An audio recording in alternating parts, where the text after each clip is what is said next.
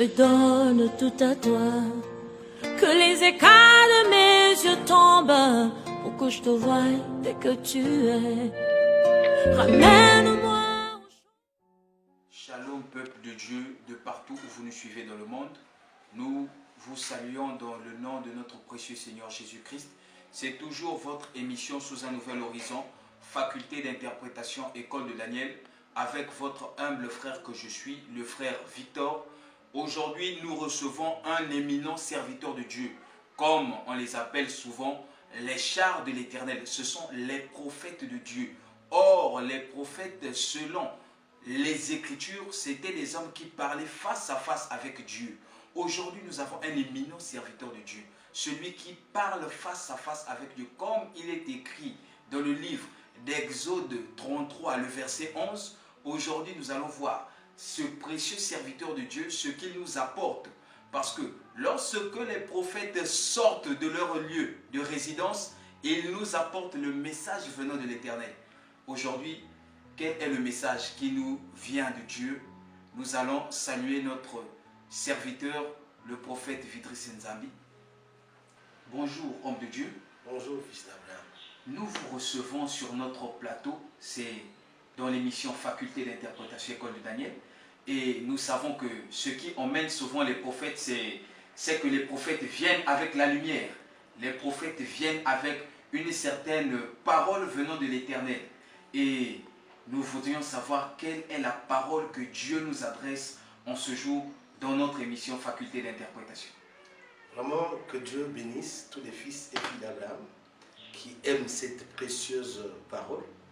Et la parole sur le message que Dieu nous a mis à cœur, certainement ce n'est pas un message aimé par les frères Malafermi, mais nous croyons que les fils d'Abraham qui aiment manger sur la montagne, ce matin, sinon cet après-midi, ils vont de plus en plus savourer cette même parole.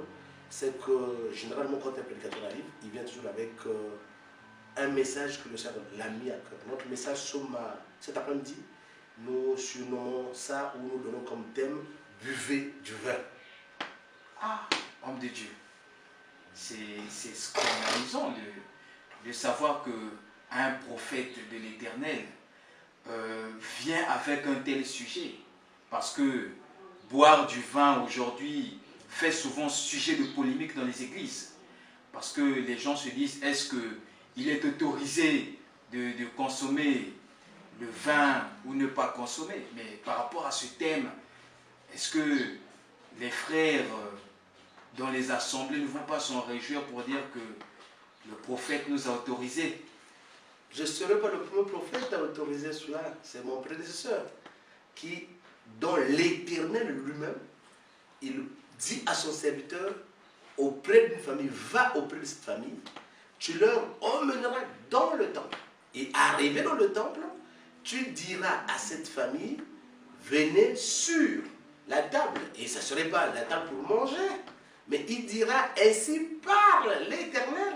Il m'a chargé de vous offrir le vin.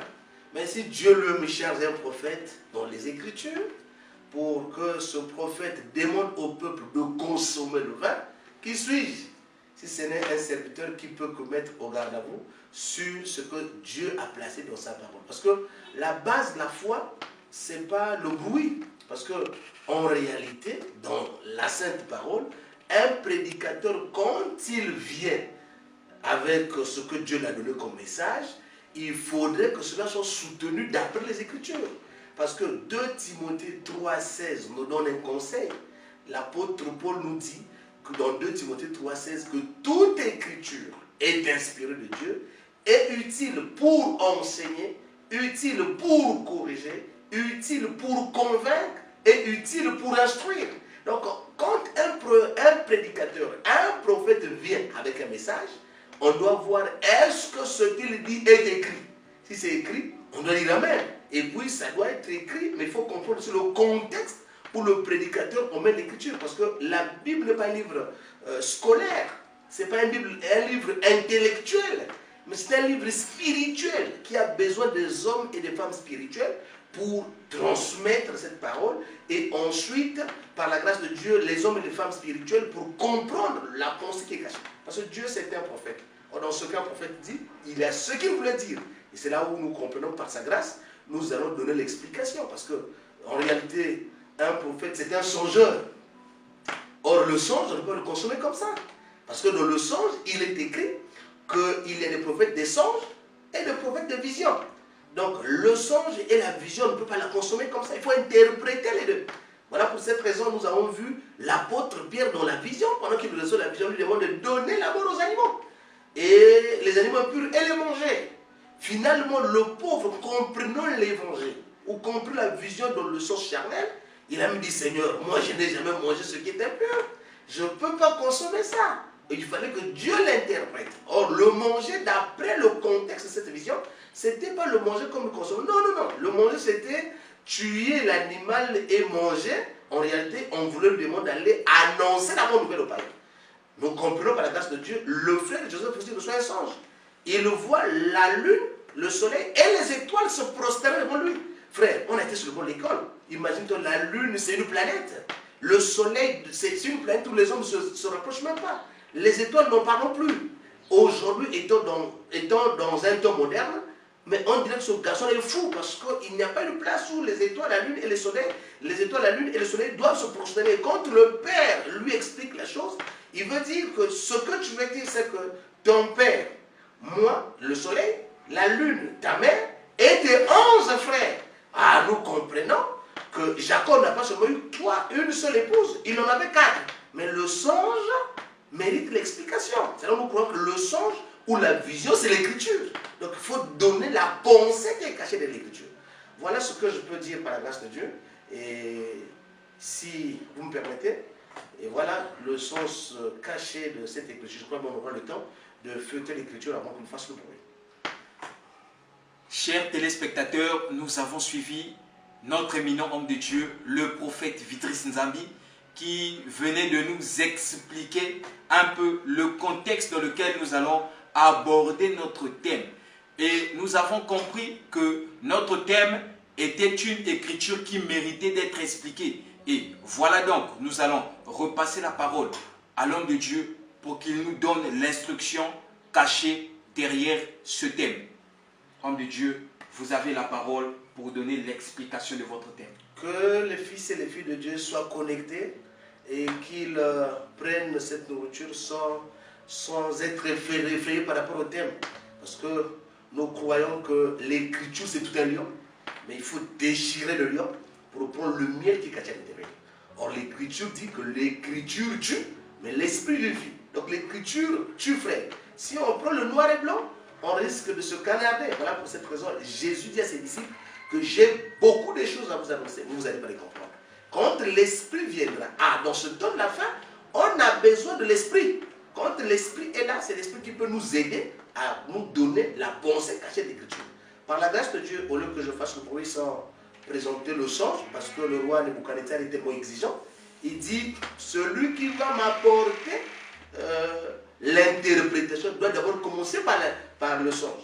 Or, nous croyons que l'écriture, c'est un songe. Donc, on doit lire pour que nous puissions développer, sinon expliquer avec la grâce de Dieu ce qui est caché derrière cette écriture. Nous sommes dans le livre de Jérémie, chapitre 35, le verset 1 jusqu'au verset 5. Jérémie, chapitre 35, verset 1 jusqu'au verset 5. Donc, vous aurez la charge de lire, sinon on dirait que le prophète est en train d'inventer des choses. Allez-y bien. Nous sommes dans le livre de Jérémie, chapitre 35, le verset 1 au verset 5. Oui, lisons la parole de Dieu. Grâce à Dieu. La parole fut adressée à Jérémie de la part de l'Éternel.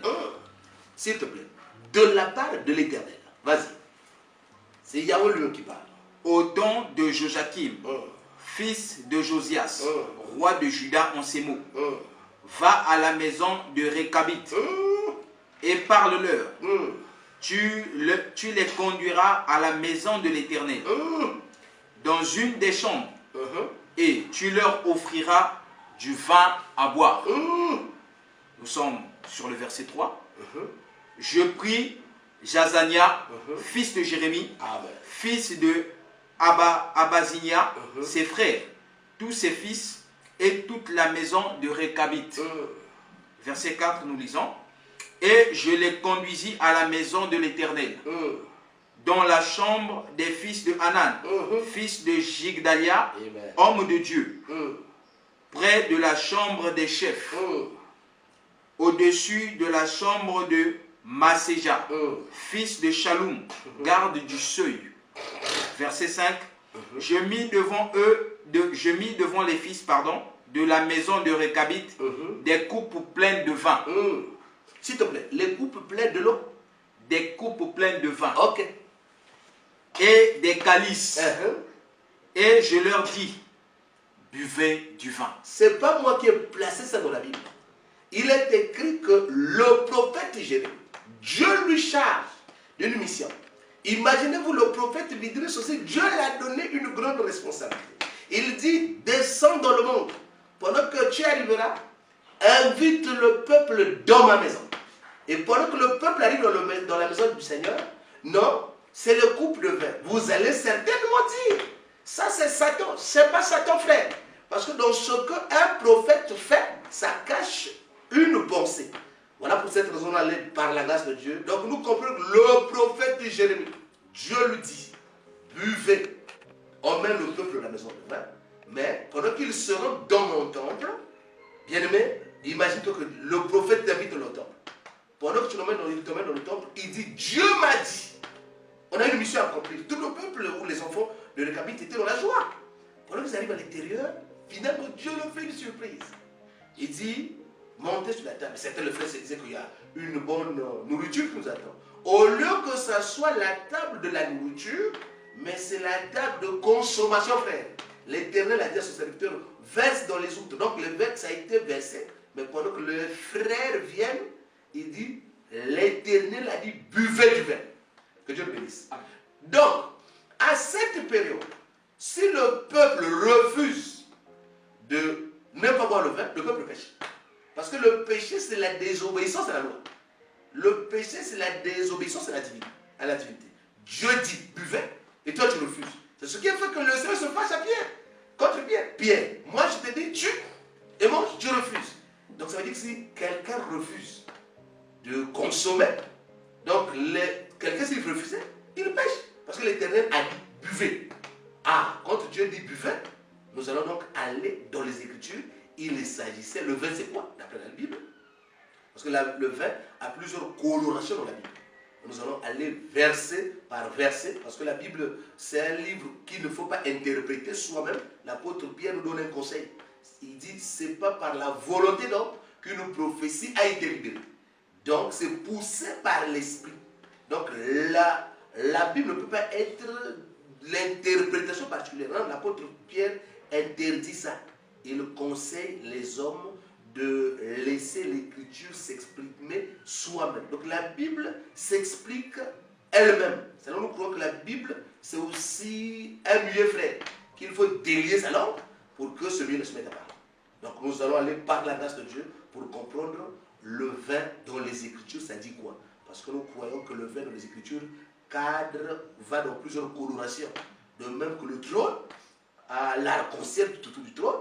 Or aussi, nous croyons que la Bible c'est aussi tout un trône, où l'arc-en-ciel qui est, c'est justement un Dieu qui a plusieurs couleurs, qui a plusieurs grâces. Parce que l'arc-en-ciel, ce n'est pas plusieurs arc-en-ciel, mais un seul arc-en-ciel, mais avec plusieurs couleurs. Une seule divinité, avec plusieurs colorations. Que Dieu nous bénisse. Amen. Amen. Je suis sûr que comme vous avez lu, buvez du vin, le prophète est écarté. Et je suis sûr que vous êtes tous convaincus. Parce que celui qui convainc, ce n'est pas moi. Il y a deux êtres qui convainquent dans les Écritures. C'est le Saint-Esprit. L'Écriture, quand l'Esprit viendra, il vous convaincra.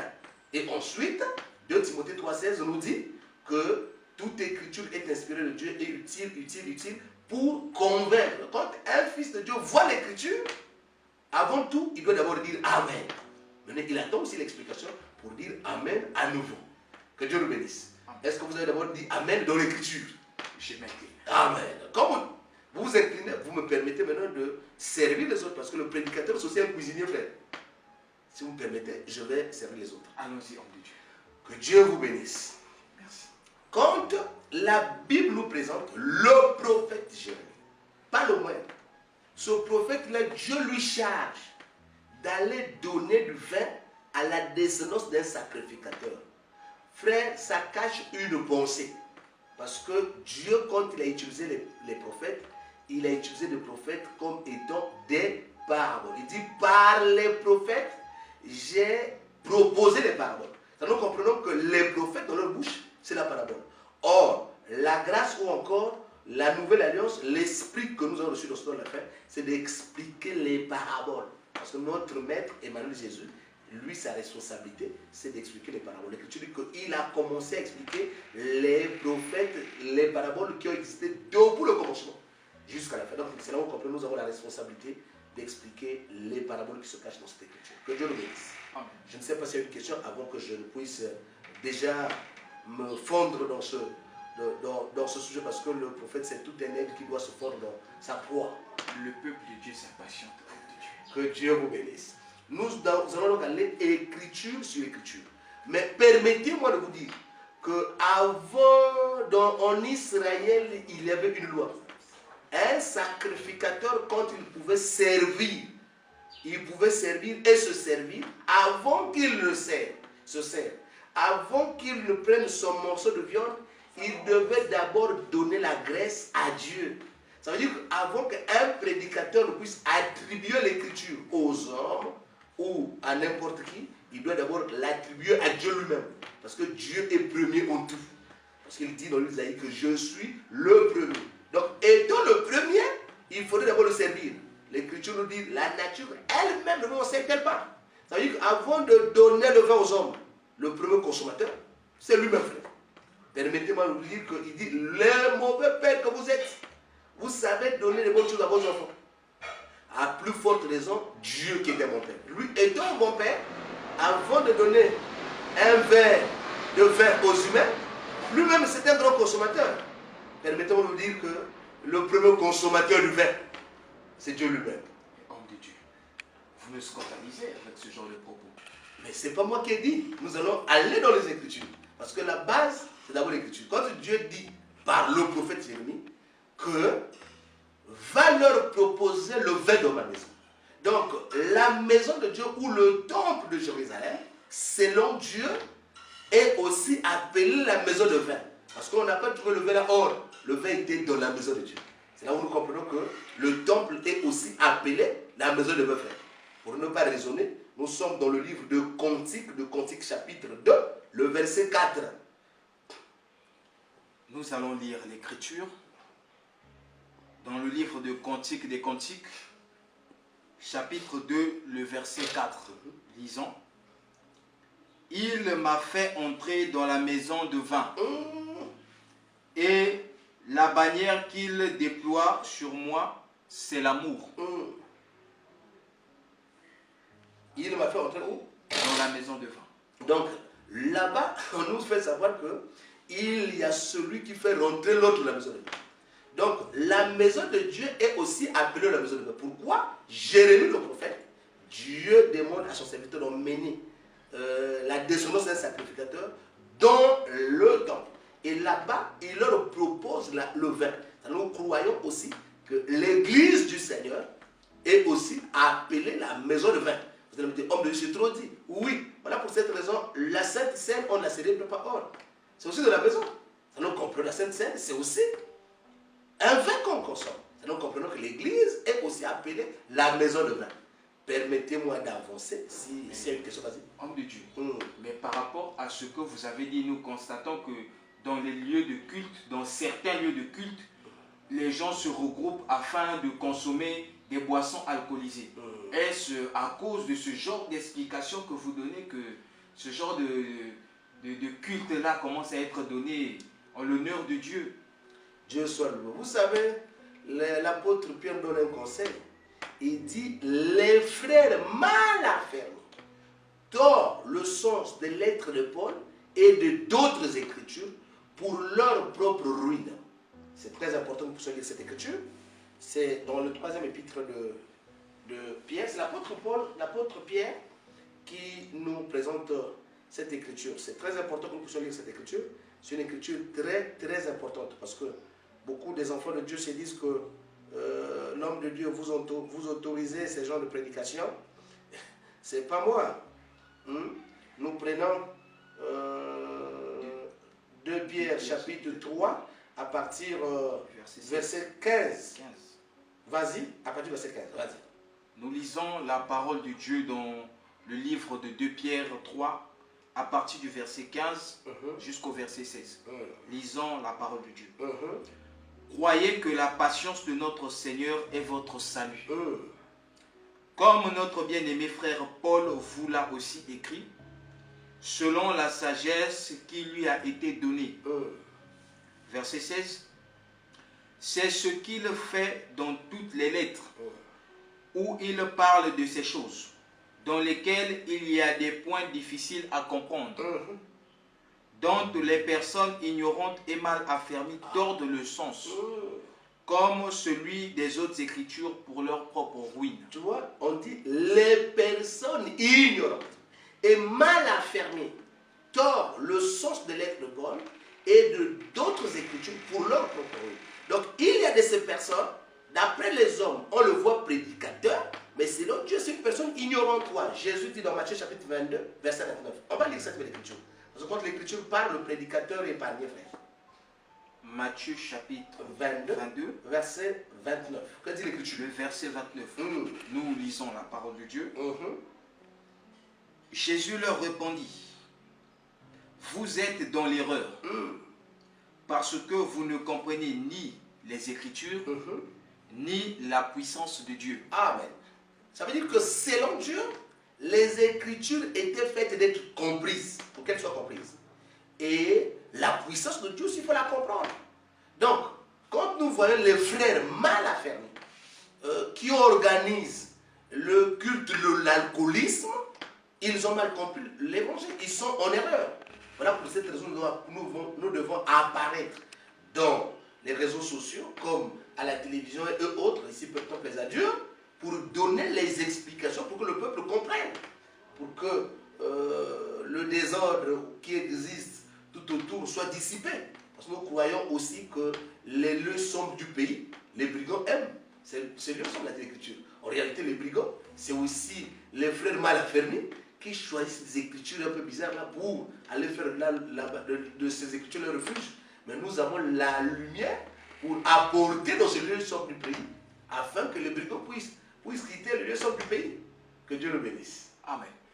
Bien-aimés, c'est comme je vous l'ai dit tout à l'heure que les prophètes venaient avec la lumière. Et donc nous sommes toujours avec le serviteur de Dieu, celui qu'on appelle le char de l'Éternel, pour la suite de l'explication de l'Écriture. Donc nous disons que nous avons touché un point. Avant que Dieu ne donne la consommation à une famille, lui-même c'est le grand buveur, frère. Permettez-moi de dire que Dieu lui c'est un buveur. Ça nous scandalise encore, homme de Dieu, parce que nous sommes toujours... Nous allons donner les Écritures. Jésus, nous croyons qu'il était Emmanuel, Dieu au milieu de son peuple. Quand il est arrivé sur terre, on dit, c'était un mangeur et un buveur, frère. Or, un mangeur et un buveur, ce qu'on dit là-bas, les frères mal affermis vont se dire, ah écoute, comme c'est le cas, nous sommes empiffrés, tu es mal, si tu t'empiffres, tu es à côté, frère. Nous allons donc aller écriture sur écriture pour montrer d'abord le premier consommateur, et je crois bien si on a le temps, c'est prochainement, on va toucher le deuxième consommateur. Donc nous prenons, quand Dieu dit buvez, ça veut dire que lui, il a d'abord bu. Parce que tu ne peux pas dire aux gens, bois, pendant que toi, tu ne goûtes pas, non. Souvenez-vous de la fête des Canaan, avant que tout le monde ne consomme. Le premier à consommer, à goûter le vin, c'est qui? C'est eux-mêmes qui ont d'abord l'ordinateur du festin. C'est lui qui doit goûter le vin avant de donner aux autres. Or, nous croyons que l'ordinateur, c'est lui-même, Elohim lui-même, qui doit d'abord goûter le vin, et ensuite, il peut donner aux gens. Donc, le premier consommateur, permettez-moi, c'est Dieu lui-même. Vous allez me dire, ah, homme de Dieu, c'est très scandaleux. Est-il une écriture qui atteste sur Il y a, de Dieu? En Israël, pour que la chose soit reconnue comme vraie, ça doit être sous la déposition de 2 ou 3 témoins. Ça veut dire que la prédication, c'est aussi un procès. Donc quand tu présentes un procès sans témoin, ça ne pèse pas. Il faudrait que tu appelles les témoins. Tout de suite, on va traquer les frères qui ont été sur le terrain, qui vont témoigner ce que nous disons. Que Dieu nous bénisse. Voilà pour cette raison, nous sommes en plein procès. On peut faire un jugement sans témoin, frère. Sinon, le jugement ne pèse pas. On dira que ça a été falsifié. Que Dieu le bénisse. Permettez-moi d'inviter le premier témoin qui va passer là-bas. Nous prenons Juge chapitre 9. Et nous prenons la partie du verset 12 et le verset 13. Notre verset phare, c'est le verset 13. Juge chapitre 9, verset 12 et le verset 13. Le verset phare, c'est le verset 13. Nous lisons la parole de Dieu dans le livre de Juge chapitre 9, le verset 12 au verset 13. Nous lisons la parole de Dieu. Et les arbres dirent à la vigne, viens, toi, règne sur nous. Mais la vigne leur répondit, renoncerai-je à mon vin?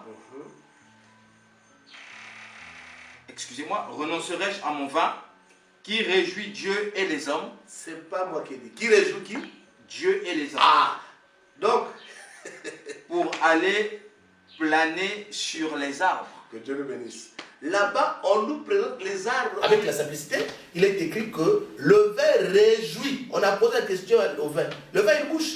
Le vin dit, moi, je ne peux pas aller planer sur les arbres et abandonner mon vin qui réjouit Dieu et les hommes. Or, qui peut se réjouir du vin n'est qu'un consommateur? Nous sommes dans le livre de Psaume 104, verset 14. Psaume 104, c'est très important de noter les Écritures. Les chrétiens de Béret vérifiaient est-ce que ce que Paul disait était écrit. Psaume 104, on peut dire. Verset 14 à 15, vas-y. Notre verset phare, c'est le verset 15. Nous lisons la parole de Dieu dans le livre de Psaume 104, verset 14 au verset 15. Il fait germer l'herbe pour le bétail et les plantes pour les besoins de l'homme, afin que la terre produise de la nourriture. Le vin qui réjouit le cœur de l'homme en fait plus que l'huile resplendit son visage. Et le pain qui soutient le cœur de l'homme. Nous prenons la partie A de l'Écriture. Que le vin qui réjouit le cœur de l'homme. Il faut se reconnaître que le véritable homme, ce n'est pas nous, frères, c'est Dieu lui-même. Parce que l'homme est créé à l'image de Dieu. Donc si Dieu n'était pas un être humain, mais l'homme allait prendre cette forme-là. Donc en réalité, le véritable homme dont le vin réjouit son cœur, c'est Dieu lui-même. Et d'après l'Écriture aussi, ce n'est pas n'importe qui a la responsabilité de prendre le vin. C'est celui qui a son âme qui trouble. On a l'âme dans les troubles. Nous allons prendre une écriture. Dans le livre de Proverbes, chapitre 31, le verset 6. On ne donne pas le vin à n'importe qui. Le vin, c'est pour celui qui souffre, frère. Celui qui a l'amertume dans l'âme. Nous sommes dans le livre de Proverbes 31, le verset 6. Lisons l'écriture. Vas-y. Donnez des liqueurs fortes à celui qui périt, et du vin à celui qui a de l'amertume, qui a l'amertume dans l'âme. Amen. Qu'il boive et oublie sa pauvreté. Amen. Nous comprenons que quand quelqu'un a l'amertume dans l'âme, vas-y. Et qu'il ne se souvienne plus de ses peines. Amen. Donc le vin fait oublier la personne de ses souffrances. Nous comprenons aussi que d'après les Écritures, il est écrit dans les Écritures qu'il y a l'âme de la personne, on parle de la restauration de l'âme du maître dans le livre de Proverbes. Or, nous savons qu'un seul est maître, c'est Elohim lui-même.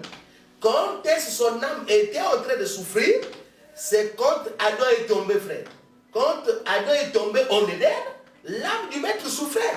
L'âme de Dieu était dans la souffrance. Donc il avait donc besoin du vin, frère. Quand il a besoin du vin, et il a patrouillé du vin, il a patrouillé, frère. Et s'il patrouille, et par la grâce de Dieu, j'aimerais t'informer, il en a trouvé. Et non seulement qu'il en a trouvé, il en a bu. Et nous allons certainement aller écriture par écriture pour expliquer combien de fois lui-même il a planté sa vie et ensuite, et le temps est arrivé où la grappe de la vie a donné, il en a pressé et par la suite, il en a aussi consommé, frère. Que Dieu le bénisse. Donc pour ne pas perdre du temps, nous sommes dans le livre d'Ésaïe, chapitre 5, le verset 1. Nous allons aller jusqu'au moins au verset 6 pour écouter combien de fois Dieu lui parle de sa vie. Nous sommes dans le livre d'Ésaïe, chapitre 5, le verset 1er jusqu'au verset... Jusqu'au verset 6. Jusqu'au verset 6. Vas-y. Nous lisons: je chanterai à mon bien-aimé le cantique de mon bien-aimé sur sa vigne. Mon bien-aimé avait une vigne sur un coteau fertile. Il en remua le sol, ôta les pierres et y mit un plan délicieux. Il bâtit une tour au milieu d'elle et il y creusa aussi une cuve. Puis il espéra qu'elle produirait de bons raisins. Mais elle en a produit de mauvais. Maintenant donc, habitants de Jérusalem et hommes de Juda, soyez juges entre moi et ma ville. Qui avait-il encore à faire à ma vigne que je n'ai pas fait pour elle? Pourquoi, quand j'ai espéré qu'elle produirait de bons raisins, en a-t-elle produit de mauvais? Je vous dirai maintenant ce que je vais faire à ma vigne. J'en arracherai la haie pour qu'elle soit broutée. J'en abattrai la clôture pour qu'elle soit foulée aux pieds. Je la réduirai en ruine. Elle ne sera plus taillée, ni cultivée. Les ronces et les épines y croîtront. Et je donnerai mes ordres aux nuées, afin qu'elle ne laisse plus tomber la pluie sur elle. Continue la vigne, il va donner le Verset 7, nous prenons. La vigne de l'Éternel des armées, c'est la maison d'Israël. Et les hommes de Juda, c'est le plan qu'il chérissait. Il avait espéré de la droiture. Et voici du son versé, de la justice. Et voici des cris de détresse. Que Dieu nous bénisse. D'après cette écriture, au verset 7, on dit bien que la vigne de l'Éternel, c'est la maison d'Israël. Ça veut dire qu'on ne dit pas la vigne du prophète Idriss, ni la vigne de mes grands-parents. On dit la vigne de l'Éternel. C'est bien écrit. Dieu lui-même donne une parabole et dit, ma vigne à moi, c'est la maison d'Israël. Alors nous comprenons que pour parler du vin, il faut d'abord retourner à la vigne. Donc la vigne, c'est aussi la maison d'Israël. Vous avez dit, homme de Dieu, est-ce qu'il y a d'autres témoins? Oui, nous sommes dans le livre de Psaume 80, le verset 8 et le verset 14. Psaume 80, le verset 8 et le verset 14. Nous allons lire dans le livre de Psaume 80, verset 8 tout d'abord, et ensuite le verset 14. C'est ça? Oui, allez. Merci. Nous lisons. Dieu des armées, relève-nous, fais briller ta face et nous serons sauvés. Continue. Que je descende. Descends, oui. Le verset 9, nous lisons. Tu avais arraché de l'Égypte une vigne. Tu as chassé des nations et tu l'as plantée. Amen. Tu as fait place devant elle. Elle a jeté des racines et rempli la terre. Amen. Les montagnes étaient couvertes de son ombre. Et ses rameaux étaient comme des cèdres de Dieu. Amen. Elle étendait ses branches jusqu'à la mer. Et ses rejetants jusqu'au fleuve. Amen. Pourquoi as-tu rompu ces clôtures en sorte que tous les passants la dépouillent? Verset 14. Le sanglier de la forêt l'a rongé. Non, le sanglier de la forêt la ronge. Et les bêtes des champs en font leur pâture. Amen. Que Dieu le bénisse. Amen. Donc Dieu, dans la bouche de celui qui a écrit le livre de Psaume, est en train d'appeler l'Éternel comme un cultivateur. Donc Dieu, c'est aussi un agriculteur, frère. On dit que l'Éternel avait arraché une vigne en Égypte. Il a chassé les nations qui étaient là, il l'a plantée. Ah, nous comprenons que l'action de racheter Israël entre les mains de Pharaon nous voyons cela, mais Dieu est en train de prendre les butules de la vie du frère. Et quand il a arraché, il vient déposer Israël où? En Palestine, en chassant les nations. Pour les autres, ils voyaient Dieu en train de déplacer un peuple. Mais nous, les prophètes, nous voyons un agriculteur qui était en train d'arracher une vigne et pour aller la planter quelque part. Et nous sommes en train de raconter des histoires. Nous allons confirmer cela parce que Christ dit, le Père est le vigneron et vous êtes des sarments. Je suis la tige, vous êtes des sarments. Nous comprenons. Jésus confirme encore que le Père est un vigneron. Donc, un vigneron, c'est aussi celui qui connaît le goût de la vigne, frère. C'est celui qui en consomme aussi. C'est ce que dit le livre de Jean, chapitre 15. On peut lire cette écriture. Jean chapitre 15. Vous allez remarquer que là-bas, on parle de la vigne.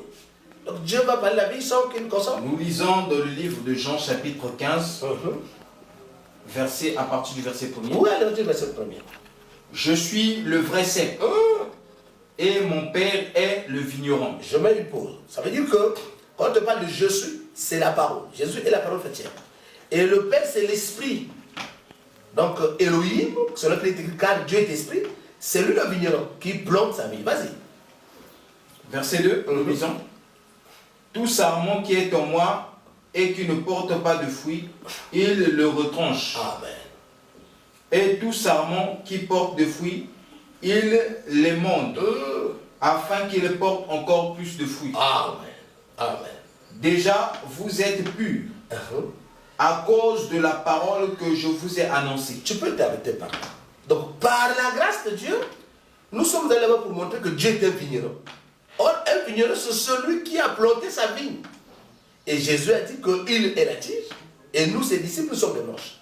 Donc, selon Dieu, nous comprenons que Elohim lui-même, c'était cultivateur de la vigne. Pour confirmer ce que nous disons encore, nous prenons Marc chapitre 12. Et j'aimerais que nous puissions lire tout le jusqu'au verset 12.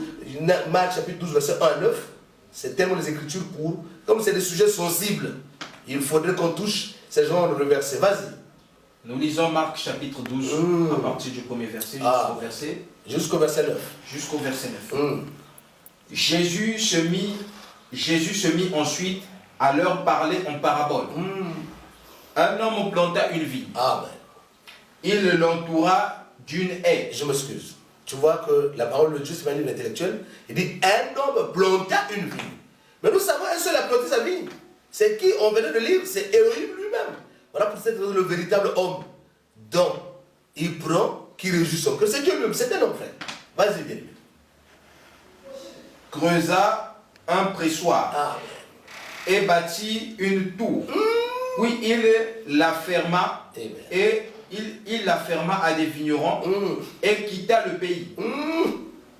Au temps de la récolte, il envoya un serviteur vers les vignerons pour recevoir d'eux une part du produit de la vigne. S'étant saisi de lui, ils le bâtirent et le renvoyèrent à vide. Amen. Il envoya de nouveau vers eux un autre serviteur. Pauvre lui. Ils le frappèrent à la tête et l'outragèrent. Oh Seigneur. Verset 5. Il envoya un troisième qu'ils tuèrent, puis plusieurs autres qu'ils bâtirent et tuèrent. Verset 6.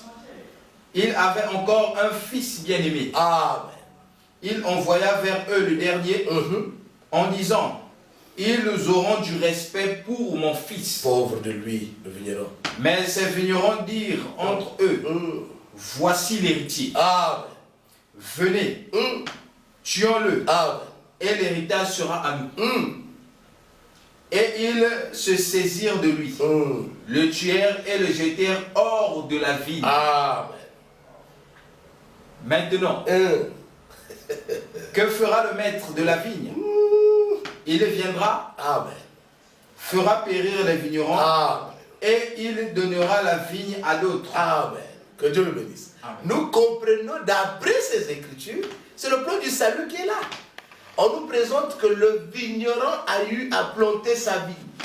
Quand il plante la vigne, il attendait la vigne, les fruits. Parce que c'est un gros consommateur, frère. Il veut, la part de la vigne, c'est quoi? C'est la grappe. Et quand il va prendre la grappe, il faudrait attendre qu'elle mûrisse. C'est pas moi qui ai donné cette parabole, c'est Jésus. Je ne l'avais jamais chicoté. Bon, non. C'était tout un prophète qui présentait la chose. Il présente un plan du salut. Il présente, par la grâce de Dieu, une fois de plus, un homme a planté sa vie. Et à la fin, il est allé se reposer quelque part. En réalité, c'est Elohim lui-même qui a planté l'homme au Éden.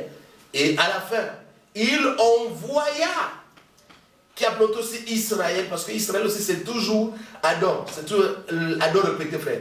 L'Écriture nous présente à Israël comme étant Adam aussi dans les Saintes Écritures. Un jour, peut-être qu'on aura le temps d'en parler. Que Dieu nous bénisse. Donc, nous voyons par la grâce de Dieu, le Seigneur dit qu'il envoya le premier.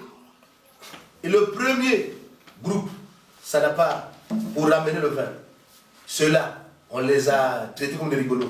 Deuxième groupe, comme des rigolos. Troisième groupe, il était obligé. Il dit, bon, écoute, les rituels restaient ici pour rien faire, descendre dans le temps. Nous comprenons que les trois groupes qu'il envoyait symbolisent la loi, les psaumes et les prophètes, qui sont allés pour aller récupérer le vin. Mais pauvres Dieu n'ont pas reçu la chose. Il fallait que le Fils arrive. Or, le Fils qui arrive aussi, c'est pour venir arrêter la malédiction. C'est ce qui est écrit. La malédiction devait régner de la première génération, la deuxième, la troisième. Arrivé à la quatrième génération, il arrête la malédiction. Nous croyons par la grâce de Dieu que le Fils est arrivé. Quand il est arrivé, le sang du Fils a joué un grand rôle. Par la grâce de Dieu, nous devons comprendre. Nous sommes allés là-bas pour expliquer une pensée. La pensée qui nous ont mené là-bas, c'est quoi? C'est pour montrer que Dieu lui-même, c'était un consommateur de vin. Non seulement un consommateur de vin, c'est aussi, par la grâce de Dieu, un grand consommateur. Et non seulement un grand consommateur, et lui, étant un consommateur, il demande à son peuple de consommer. Par la grâce, je vais expliquer aussi pour comment il consomme quand il consomme. Parce que le frère dit, ah, frère, mais si lui, il consomme, nous aussi consommons. On va aller à côté, frère. Oui, il consomme le vin, il demande aussi au peuple de consommer. Parce qu'il a dit, consommer du vin, c'est ce qu'il a demandé. Mais non, j'écoute le frère dire, ah, voilà le prophète qu'il faut pour nous. Parce que nous, les soulards, c'est comme ça. Là, tu seras dans l'erreur. Il faut écouter le prophète dans sa démarche. Parce que le prophète, c'est aussi un conducteur du char. Parce qu'un homme, un prophète, doit conduire le char comme un insensé. Or, conduire le char comme un insensé, c'est tenir les prophètes comme un insensé pour aller ôter la tête de Jézabel. C'est ce que Jéhu a fait. Que Dieu nous bénisse. Donc, nous comprenons par la grâce de Dieu que la consommation du vin, ce n'est pas à la manière dont nous comprenons. Donc, comprenez, si Dieu lui consommait, les prophètes aussi étaient des grands consommateurs de vin. Par la grâce, nous commençons d'abord par expliquer Dieu qui consomme le vin. Or, le vin que Elohim a consommé, vous allez constater un soulard pour le sentir à l'aise. Il doit avoir son verre de vin. Quand il a verre de vin, il a pris le verre de vin, tu verras que le soulard est devenu, il peut te faire tout ce qui est bon. Et permettez-moi de vous dire que hier, tout le temps que l'Éternel se fâchait dans ses noces, c'est parce qu'il cherchait son vin, il n'en trouvait pas. Mais au temps où nous sommes, il est dans un état d'ivresse, frère. Il a pris son verre, en ce moment, il est dans un état d'ivresse. Je dirais par la grâce de Dieu, ce que je suis en train de dire, nous avons témoigné que Dieu est un consommateur de vin. Et quel est le vin que Dieu consomme? Parce que jusque-là, je n'ai pas encore percé l'abcès, que Dieu nous bénisse. Il ne s'agit pas du vin naturel. Parce que le vin produit la grappe. Or, la grappe, c'est un lot de raisin. Un lot de raisin. Et à la fin, on doit presser cette grappe pour concevoir un verre pour que le maître consomme. Ah, nous croyons par la grâce de Dieu que la grappe de vin que Dieu a pressée, ce n'est pas une grappe comme tu entends. Parce que le vin, pour en consommer, pour qu'elle arrive à la table de consommation, il faudrait que le vin produise. Or, nous savons que le véritable vin avait produit. Parce que le vin, la vigne, le champ de la vie, c'est aussi une femme. Dans le livre de Psaume 128, verset 3, on nous démontre que la maison ou encore la vigne, le champ de la vie, c'est aussi une femme. Psaume, vous dites? Psaume 128, verset 3. Psaume 128, verset 3. Nous lisons la parole de Dieu. Nous rendons grâce à Dieu. Ta femme est comme une vigne, féconde dans l'intérieur de ta maison. Tes fils sont comme des plants d'olivier, autour de ta table. On dit que la femme est une vigne. Or, nous croyons, d'après les Écritures, le Seigneur nous présente aussi que la femme, c'est un peuple. Or, ce peuple-là, c'est Israël, frère, qui était toute une vigne. Or, étant une vigne, la vigne doit produire une grappe. Or, la vigne avait fini par produire les fruits. Vous allez me dire, fruit, que c'est quoi? Le fruit là, ce n'est pas un fruit comme tu entends. Non, ce fruit, c'est un fruit prophétique. Je t'ai dit que Dieu s'était de parabole. Donc, le fruit par excellence de la vigne qui a été produite, c'est quoi? C'est tout un homme. Cet homme-là, c'est Emmanuel Jésus. C'est donc qu'il est écrit dans l'Écriture que le fruit de tes entrailles. Donc, Jésus aussi est un fruit, frère. Donc, il est sorti d'où? Il est sorti de la nation d'Israël comme étant une mère. Que Dieu le bénisse. La mère qui engendre le Fils, c'est toute une nation où le Messie sort. Or, quand il sort en tant que fruit. Parce que l'on dit, le prophète, le serviteur de Dieu dit, le fruit de tes entrailles. Ah, le fruit des entrailles, c'est la personne de Jésus. C'est lui le véritable fruit. Voilà pour cette raison, il était toute une grappe. Or, la grappe, c'est quoi? C'est un lot de raisin, frère. Un lot de raisin. C'est ce que dit l'Écriture. Un lot de raisin. Or, dans ces raisins-là, il y en a plusieurs. Quand tu presses, on peut recevoir beaucoup. Vous allez me dire comment est l'eau. En réalité, il est celui dont tous les prophètes de l'Ancienne Alliance ont prêté une portion d'esprit en lui. Parce que l'Écriture nous dit ceci, que tous les prophètes qui ont prophétisé, ils ont prophétisé ayant l'esprit de Christ en eux. Donc tous les prophètes, on le trouve en lui. Tous les prophètes, on le trouve en lui. Donc il est la grappe. Pourquoi la grappe? Parce qu'il est le rassemblement des prophètes, frère. Voilà pour cette quand il prêchait, on a dit, il prêche comme Jérémie. Il prêche comme Esaïe. Il prêche comme Élie. Il est comme le prophète. Il n'a pas dit non, c'est faux. Il n'a pas dit ça. Que pensez-vous que je sois mon fils de l'homme? Les hommes ont dit que tu es laid. Les uns disent que tu es lui. Les autres disent que tu es Jérémie. Il n'a pas dit ce que vous dites est faux. Or, le français dit qu'il ne dit mot conscience. Ça veut dire qu'il dit ce qu'ils disent là, c'est vrai. Parce que tous ces hommes-là avaient l'esprit de Christ en eux, l'a dit l'apôtre Pierre. Donc nous comprenons, il était toute une grappe. Et cette grappe-là devait mûrir, frère. Or, le raisin vert agace les dents. Voilà pour cette raison, on a voulu presser le raisin vert avant le temps.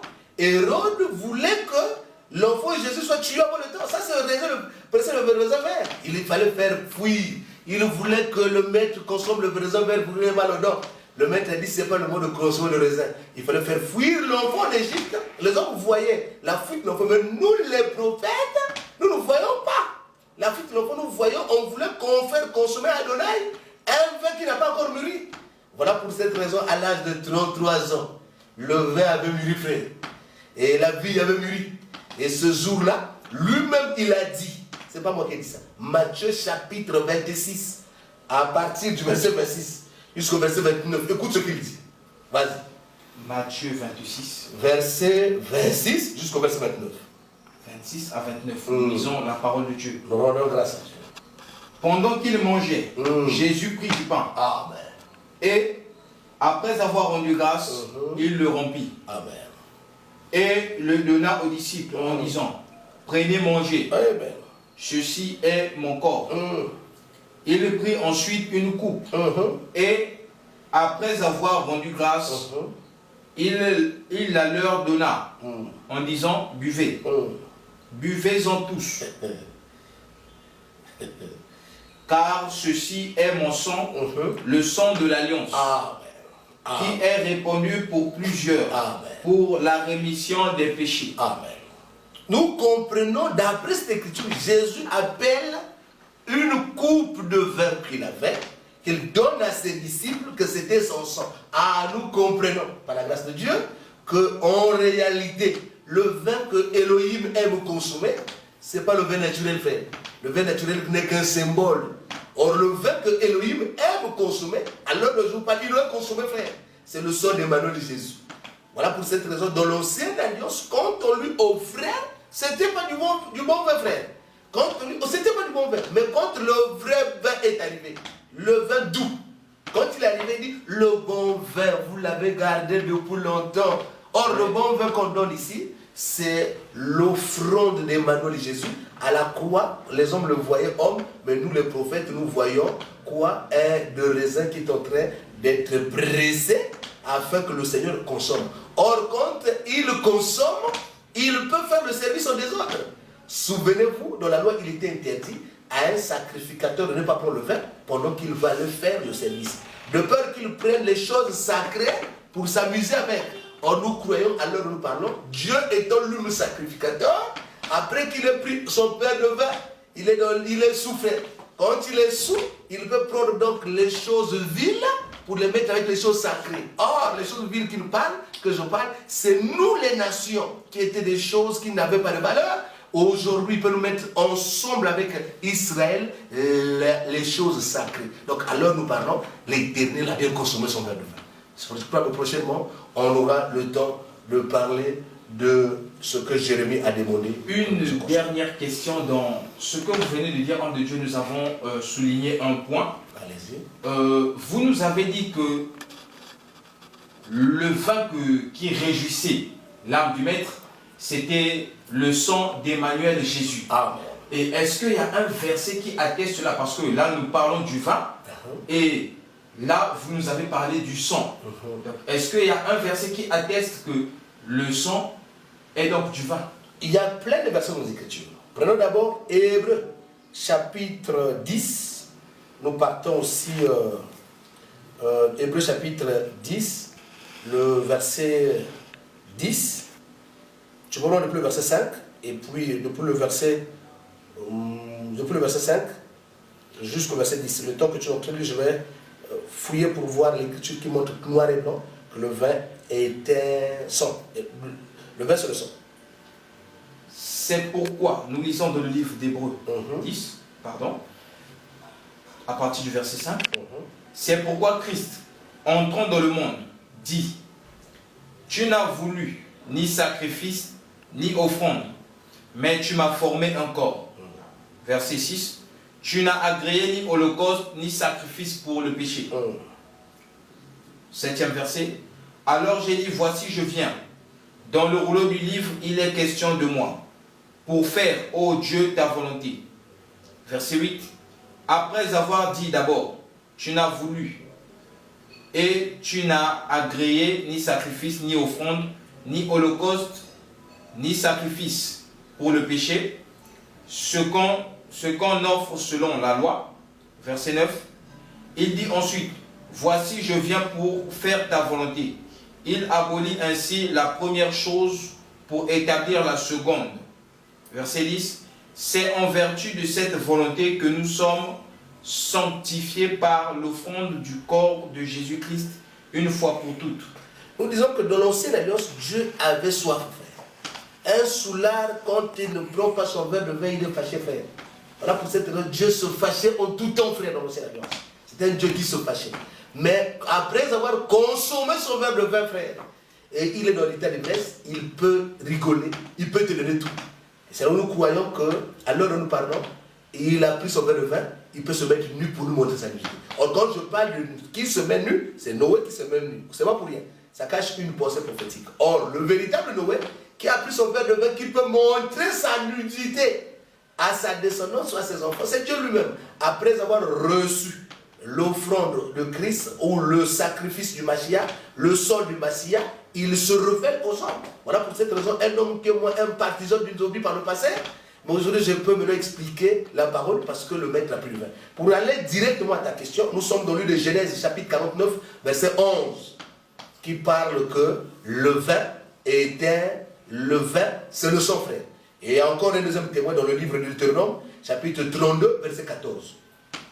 Prenons la première écriture de Genèse 49, verset 11. Nous lisons. Allez-y. Il attache à la vigne son âne, et au meilleur cep le petit de son ânesse. Il lave dans le vin son vêtement, et dans le sang des raisins son manteau. Et que tu dis dans le sang de raisin. C'est pas moi qui dis ça. Le sang, c'est le fruit de raisin. Donc Dieu appelle. C'est voilà pour cette raison. C'est là où je t'ai dit les frères mal affermis, les soulards mal affermis.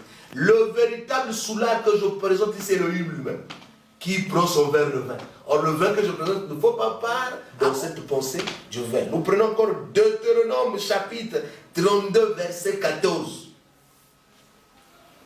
Nous lisons dans le livre de Deutéronome 32, verset 14. Lisons la parole de Dieu. La crème des vaches et le lait des brebis, avec la graisse des agneaux, des béliers de Bassan et des boucs, avec la fleur du froment, et tu as bu le sang des raisins, le vin. Amen. On dit, tu as bu le sang de raisin, c'est le vin. Donc voilà, pour cette raison, Dieu, quand il parle du vin, ou quand je présente buvez du vin, les frères à la fin disent, oh, voilà le prophète, tu as mal compris l'évangile.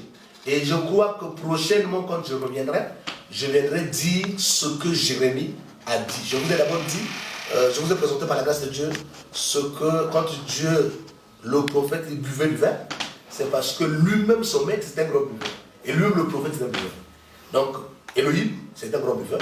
Or, le vin dont l'Éternel a pris, par la grâce de Dieu, c'est quoi? C'est le vin qui est le sang de Christ. Quand il a bu ça, il est ivre en cette forme. Voilà pour cette quand tu peux regarder. Lui, c'est où? Il est très content, frère.